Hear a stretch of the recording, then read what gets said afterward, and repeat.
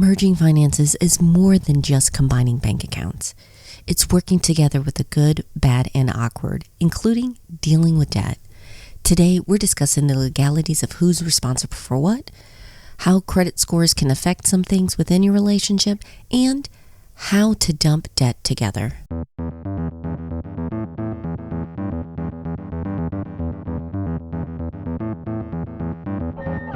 Welcome to Couple Money, a podcast focused on helping spouses get on the same page, dump their debt faster, and get on the path to financial freedom together. I'm your host, Elle Martinez. This podcast is brought to you by Coastal Credit Union. Coastal's mission is to help you live a better life by offering you a better way to bank. Learn how by visiting bankbetter.org. Marriage is about two lives coming together.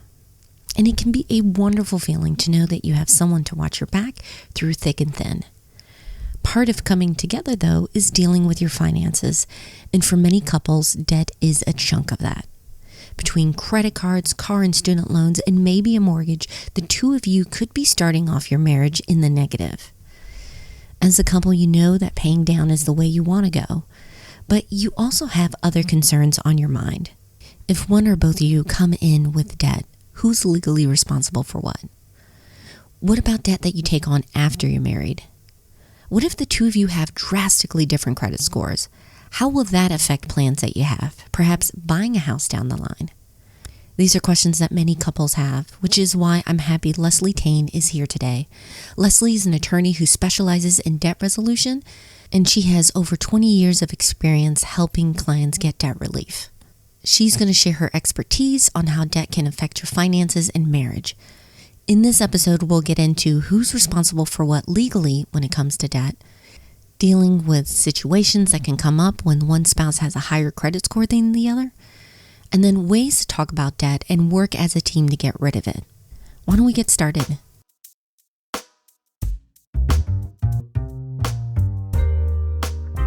Whether you're a newlywed or you two have been married for years, you may be wondering, with the debts that we have, which ones am I responsible for, legally speaking? And this isn't just a concern with couples who are worried about divorce. It could be a situation where unfortunately something happens to your spouse. They are injured or dealing with a disability or something along those lines. And so you're trying to sort everything out. So understanding how debt works before and after you're married can be a smart move. Most all debt will remain separate so long as it's in separate names. So premarital debt like student loan, cars, credit cards, mortgages, ATVs, campers, whatever that you had pre-marriage in your name in a contract with a creditor will remain in your name.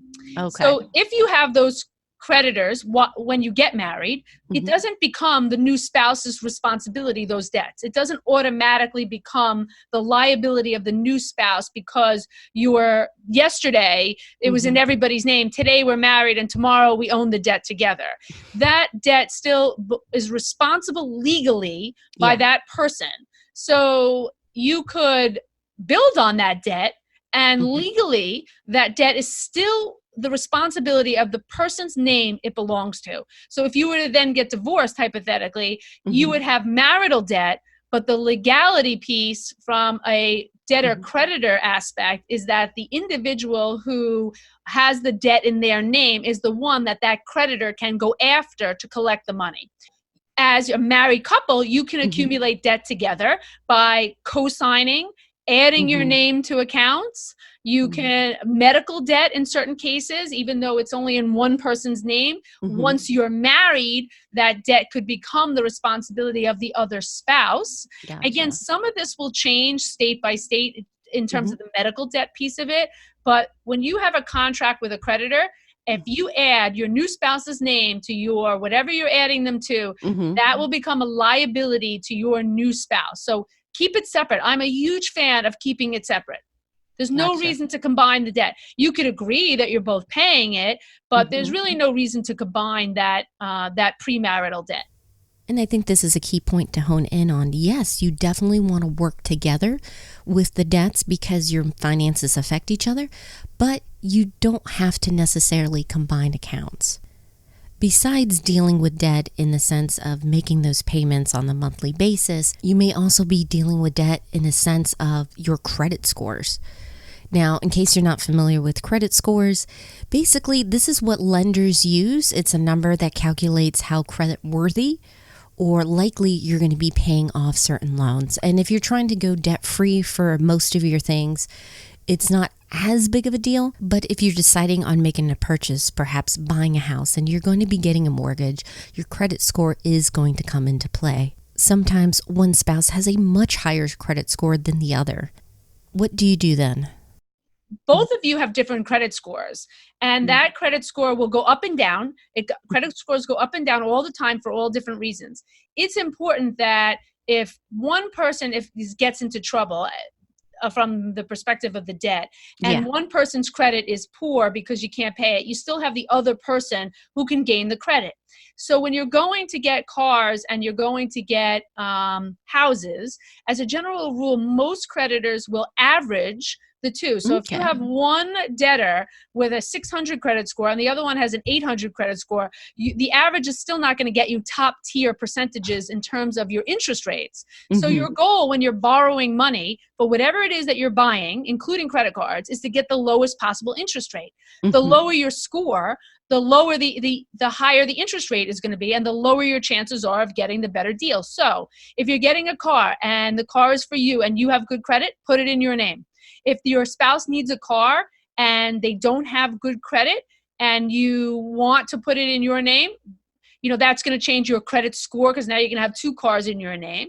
If you want to put it in both of your names, remembering that you could be the primary and your spouse could be the secondary on a car, and they go off the primary, but at least your spouse's credit, it will be on the spouse's credit, so it starts to build credit. And here's where I just have a problem with how credit scores work. Now, I do understand that if someone gets a loan, the lender, of course, wants to know how likely is that loan going to get paid off. But your credit score doesn't necessarily answer that question. I've done a couple episodes about raising your credit score, so I'm not going to go into a lot of detail here, but it does only measure your history of paying back your loans, how many different accounts you have, and if you've been late or not. But your credit score really doesn't take your whole financial picture into account. Your savings and investments aren't included in how the score is calculated. So really, I don't think it's an accurate reflection. Unfortunately, this is a tool that many lenders use. So be very careful when you sit down and decide if you're going to go for a loan, if it's going to be the right move for you. Poor credit can be a high credit score with no money in the bank. So you can have a 740 credit score and no money in the bank. And yes, you pay all your bills, but you have no money left over. That's not a great credit candidate, because if you go for a house, they're going to look at the totality of your credit, including cash in the bank and cash on hand, and you don't have any. So you can have a great, what is considered a very good credit score and really not have good credit. So you can also have a low credit score, but you have a lot more cash on hand, and you're in the process of rebuilding your credit because maybe there was some issues that you overcame, and you're actually a better credit candidate, and you'll see more credit opportunities because you owe less people money, but the score hasn't come up yet. So that is important to really understand, because a lot of people come to me and they tell me I have great credit, and then they can barely pay their credit card bills. Like I said, it's kind of bananas how that works, but it is something that you do need to understand if you're going to make a purchase like a house. And speaking of which, you definitely want to have a strategy and talk this through if you do have different credit scores. Not only is a house typically one of the biggest purchases you're going to make, but if your lender uses credit scores to determine your interest rate, and most do, then you want to make sure that you're getting the best deal that you can with the circumstances you have. So if there's a reason why that spouse is going to bring you down when it comes to the credit score, before you buy that house, before you pull the trigger and sign a contract and then try to get a mortgage, you will want to talk to a bank about the impact of the spouse's credit score, the two of you buying the house. That's state by state. So don't, I can tell you what it is in New York and Florida, but as far as other states go, I recommend that you talk to a licensed mortgage banker in that state who can give you advice. Look at your credit scores from a mortgage perspective, which is different than a car, which is different from your credit cards because the scoring models are slightly different. You want to look at that, and you want to do that way ahead of time so that you guys can plan to build your credit, build your cash reserves so that you're in a position to get the best possible rates and not have to pay PMI. So if you haven't already, it's important now to set aside some time to talk about improving your finances in a way that can improve your credit score. So grab your credit report. Now, that's the document that has all the accounts that you have out and the balances on them and your payment history. And the 3 credit bureaus have each their own record of that. And then from there, they were able to calculate your credit score, which is another thing that frustrates me. You have 3 different bureaus to worry about. But you can turn this into a positive thing because it does make you aware of the amount of debt that you're carrying. And as you're looking over your reports, you want to make sure that it's accurate. You actually may be able to raise your credit score by having it correctly reflect the balances and your account history with the companies. And you can get a credit report from each of the bureaus for free every year if you go to annualcreditreport.com.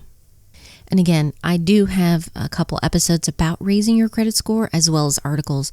So I'm going to include that in the show notes so you can go through the process on your own time.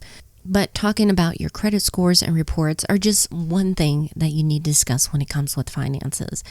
Let's be honest, it can be a little bit awkward and embarrassing to admit how much debt you're in. But this is crucial because if you're going to go forward together, you have to come up with a clear path and a good idea of where you're starting from. One of the biggest issues I see with couples is communication. So from the early on, there was not open and honest communication about finances and spending and about really what's going on. So many people are embarrassed about having debt or dealing with debt. And if you're going into a second marriage and somebody was divorced, there's likely some sort of debt. If you're young and you went to school and graduate school, you likely have debt from student loans. If you were in a situation where you were out of work for a while, there may be debt as a credit card debt, or you perhaps made some mistakes in your budgeting and you got behind and you took on a lot of debt. Either way, whatever the way it came into your being that you're in debt, first of all, from my perspective, I'm completely non-judgmental. So I feel like I'm the doctor of debt. So however it happened, it happened. But when I see couples, there's a lot of anger and resentment that builds as a result of not having the information early on, because one of the partners will say, well, I would have made different decisions. I would have gone a different route. We could have decided on something better or differently. So, or we wouldn't be in this mess if that my significant other had told me that this is what had gone on. So you have to understand that communication is really key. Communication is a very broad term and it's very subjective, which means your version of communication and mine are 2 different things. I completely believe in everything on the table, especially if you're going to get married and join your finances.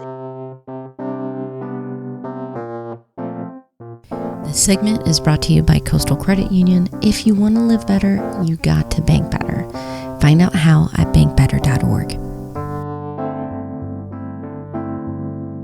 Before we wrap up, I want to share a few key takeaways I got from preparing this episode, as well as a money tip that you can use this week. The first one is everyone deals with debt differently. It sounds obvious, but when the 2 of you are in the thick of things, it feels bigger. We tend to focus on how much debt, but really if you're trying to open things up and come up with a plan to get rid of this debt faster, it's more important to get into the why and the how. The second thing is make talking about money a regular thing. Sometimes it feels easier not to talk about certain things, and debt can fall into that category. You might talk about the bills, maybe here and there the budget, but when you leave out something significant like the debt that you have and how you're planning on getting rid of it, you're doing a disservice to your relationship and also to your finances. So I talk about this a lot on the podcast, and I just want to emphasize going on money dates is a stress-free way to start talking about money in a setting that's more relaxed and where you guys are focused on the goals, and then you bring in the numbers. And so that's related to the money tip for the week. If you haven't already, go ahead and get a snapshot of your accounts, the debts, the savings, all of it. Use an app, a spreadsheet, pen and paper, whatever you prefer, and actually get a clear idea of what you're dealing with. Make a promise that all you're going to do this week is just grab the numbers. Knock that out, and then give yourselves a few days, maybe a week, to then talk about it. It'll allow you time to process and come at it from a more objective and hopefully empathetic perspective. And as you're going through these numbers again, just remember, celebrate what's going well, and then talk about the why and the how behind this. This can open up an opportunity to see where maybe you can work together on a particular bill or on a particular debt and move forward with your marriage and your money. But I know it can be hard to get started. So if you want to discuss this more, how to deal with debt, how to start the conversation, don't forget to join us in the Thriving Families group on Facebook. Our goal is to help one another out. You can head over there at couplemoney.com/FB. We hope to see you there.